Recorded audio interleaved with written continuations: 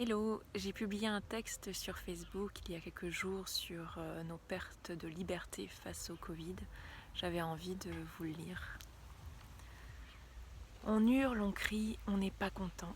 Quelle bande d'inconscients, restez chez vous. Le gouvernement nous ment, à bas les masques, à bas les anti-masques. Battons-nous pour notre liberté, battons-nous pour notre sécurité. On en a des choses à dire, on est révolté, rempli de peur. Un camp contre un autre qui tente à coups de publications Facebook de convaincre par des arguments plus ou moins scientifiques du bien fondé de nos croyances. Enfin, il faut l'avouer, c'est surtout la bande des anti-masques qui balance des arguments scientifiques pas toujours très vérifiés. Moi la première. J'avoue, j'ai un peu honte. En effet, à la suite d'un post du style « Le masque réduit votre liberté, attendez d'essayer le respirateur », je me suis un peu énervée et j'ai publié 2-3 posts Covid sceptiques, comme le dit si bien ma belle amie Amandine. Des posts pas toujours très fiables scientifiquement a priori. Pour le coup, je me suis fait censurer par Facebook. C'est un complot. Ah d'ailleurs, j'ai appris récemment que anti-masques et complotistes sont soudainement devenus des synonymes. Intéressant.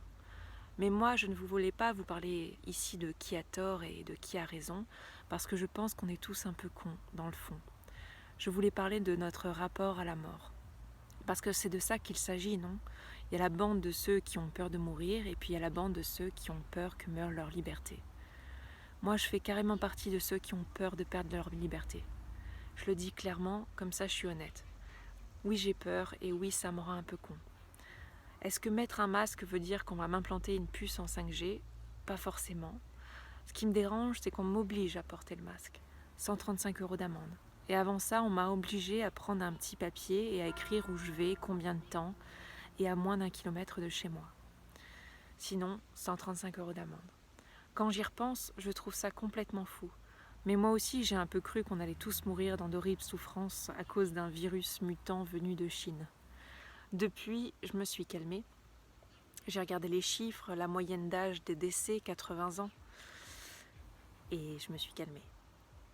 Les autres, qui ont beaucoup regardé la télé et lu les journaux, ils ont l'air encore bien atteints du délire psychotique dans lequel on était en mars.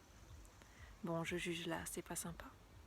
Surtout, je me suis posé la question hautement philosophique, l'homme doit-il toujours essayer de contrer la mort et à quel prix ? Et ma réponse est clairement non.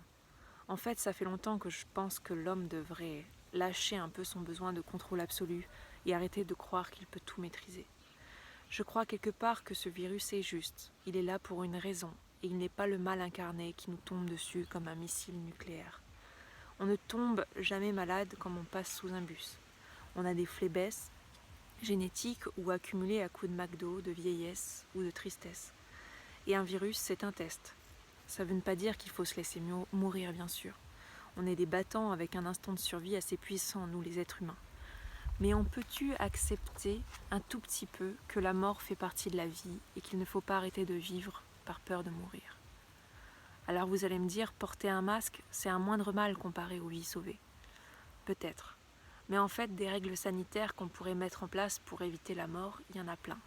Et elles sont très facilement légitimes, parce qu'éviter la mort à côté d'une simple règle, ça semble toujours légitime.